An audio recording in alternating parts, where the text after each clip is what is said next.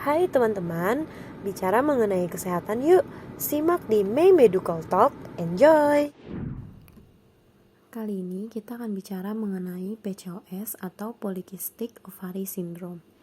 Merupakan gangguan hormon yang terjadi pada wanita usia subur.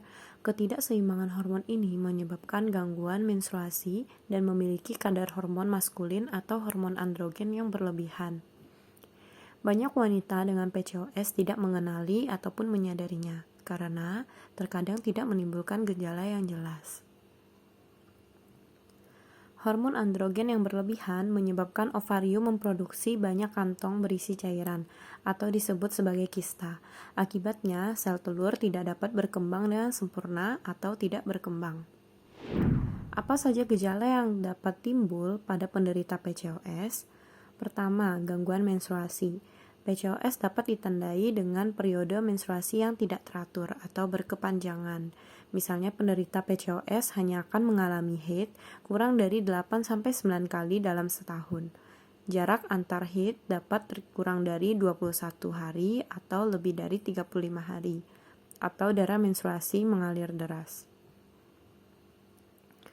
Kedua, tumbuhnya banyak rambut halus seperti pada wajah dan badan, umumnya daerah leher, punggung, dada, dan perut. Kondisi ini dalam bahasa medisnya disebut hirsutism dan dapat terjadi pada 70% wanita dengan PCOS. Ketiga, akne atau munculnya jerawat pada wajah, dada, maupun punggung atas.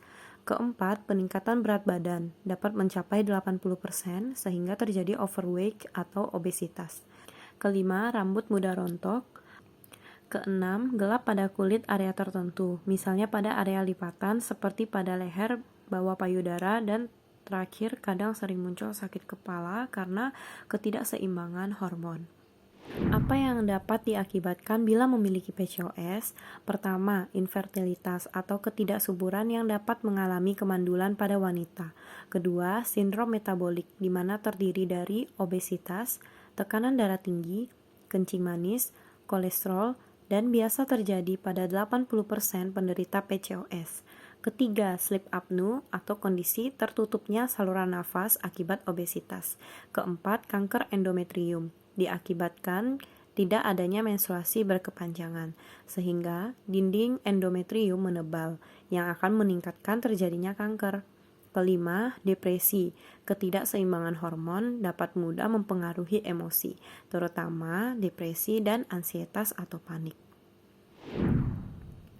Bagaimana cara mendiagnosa PCOS? Pemeriksaan darah untuk memeriksa kadar hormon androgen, tes toleransi terhadap gula darah, dan kadar kolesterol yang sering kali meningkat pada penderita PCOS. Kemudian USG panggul untuk memeriksa ketebalan lapisan rahim pasien dengan bantuan gelombang suara. Bagaimana pengobatan yang dapat diberikan? Pertama, perubahan gaya hidup, olahraga dan diet rendah kalori untuk menurunkan berat badan.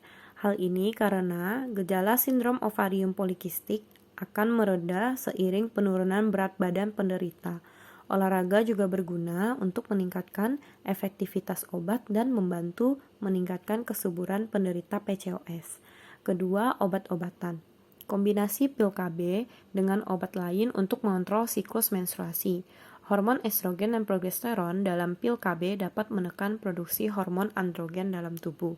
Obat-obatan lain yang dapat digunakan untuk menormalkan kembali siklus haid dan membantu ovulasi adalah clomifen, letrozole, metformin. Selain pil KB, untuk mengurangi gejala hirsutisme akibat hormon androgen yang berlebih, dapat juga diberikan obat spironolakton. Spironolakton dapat menangkal efek androgen pada kulit, yaitu tumbuhnya rambut yang lebat dan jerawat yang parah. Ketiga, prosedur medis khusus. Selain beberapa metode pengobatan di atas, elektrolisis untuk menghilangkan rambut di tubuh dengan aliran listrik rendah, elektrolisis ini akan menghancurkan folikel rambut dalam beberapa kali terapi. Semoga bermanfaat. Terima kasih.